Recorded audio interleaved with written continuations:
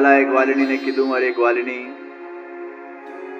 આ માખણના ડબ્બાનું વજન ખૂબ છે, તું મને થોડું આમાંથી खवड़ावी देने। ग्वालिनी मुस्कुराने लगी, हे प्रभु आपने मेरी मन की बात जान ली।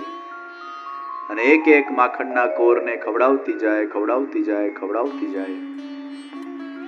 એના એ આંગળીઓને ભગવાનના એ કોમલ અધરોષ્ટનો સ્પર્શ થતો જાય અને એ ગ્વાલિની વધુ ને વધુ રસાન્વિત બનવા લાગી, સ્વરૂપાસક્તિ થઈ, સર્વસ્વ સમર્પણ ભગવાનના શ્રી ચરણારવિંદોમાં કર્યું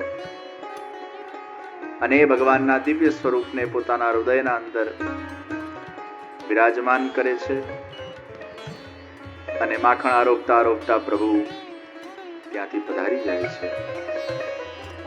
ગ્વાલિની સદૈવ માટે પોતાના મનમાં એ પ્રભુના દિવ્ય સ્વરૂપને ધારણ કરીને રાખે છે। કોઈ એકાદ પ્રભાવશાળી વ્યક્તિ આપણા જીવનમાં આપણને મળે ને એમના સાથે જો 10 મિનિટ મુલાકાત કરી હોય તો એ જિંદગીભર યાદ રહે, વારંવાર એનું સંસ્મરણ પણ થયા કરે। સાક્ષાત ભગવાનનું જેને સંગ મળે, સાક્ષાત ભગવાન સાથે આ પ્રકારનો સમય વ્યતીત થાય, એના જીવનમાં ભગવાનનો વાસ થઈ જાય, એનું મન હૃદય એ સદૈવ ભગવાનના સ્વરૂપથી આપ્લાન્વિત બની જાય। ભગવાને આ ગ્વાલિની ઉપર પોતાની વિશેષ અનુકંપા કરી। કુમ્મનદાસજી ભગવાન જે સુંદર લીલાઓ કરતા એને કીર્તનોના માધ્યમથી ગાઈ નાખતા અને ભગવાનને કીર્તન ખૂબ ગમે છે।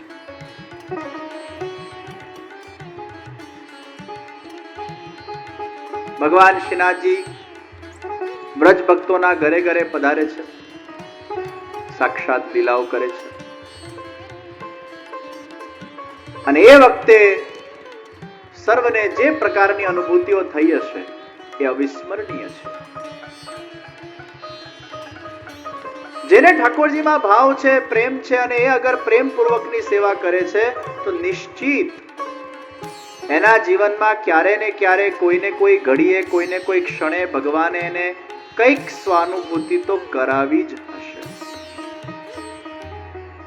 પછી કોઈ વાર સ્વપ્ન દ્વારા કરાવે, કોઈ વાર પ્રત્યક્ષ કરાવે, કોઈ વાર આમ જારી ખાલી થઈ જાય ને આપણને થાય આ કંઈક ભગવાને જારી પીધી, પછી પાછા પેલા ઘેર જે વરજી હોય એ ચેક કરે કે કાણું વાણું તો નથી,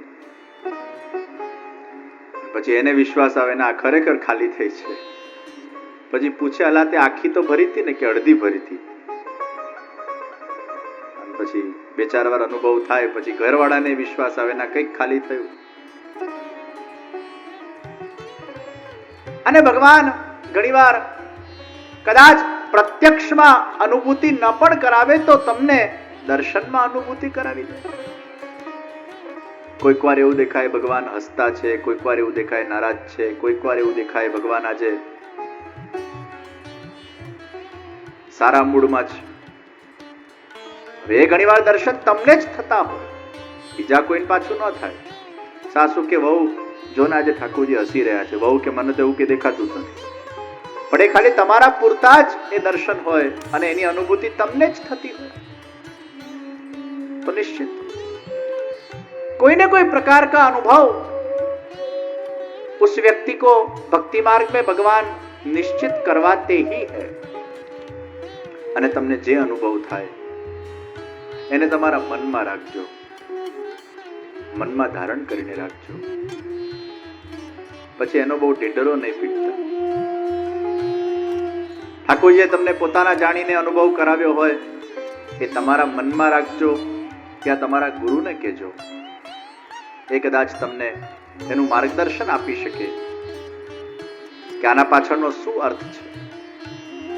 તો ભગવાન ઘણીવાર કૃપા કોઈક સ્વાનુભવથી તમને કરાવે, ભગવાન કોઈક વાર કૃપા કંઈક સ્વપ્નના માધ્યમથી કરાવે, તમને ભગવાનનું સ્વપ્ન આવે એ પણ એની કૃપા છે। નહીં તો આજના સમયમાં ભગવાનના સપના આવે એવું પણ બનતું નથી.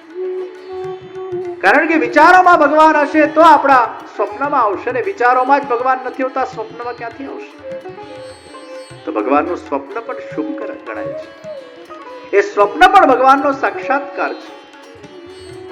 અને ભગવાને પૂર્ણબલ ક્ષત્રિયને સ્વપ્નના માધ્યમથી આજ્ઞા આપી. ભગવાનનું મંદિર ખૂબ નાનું છે, મંદિર જ નથી, એક પર્ણકુટીર છે. અને ભગવાનના મનમાં થયું કે હવે મારું મોટું મંદિર બનવું જોઈએ.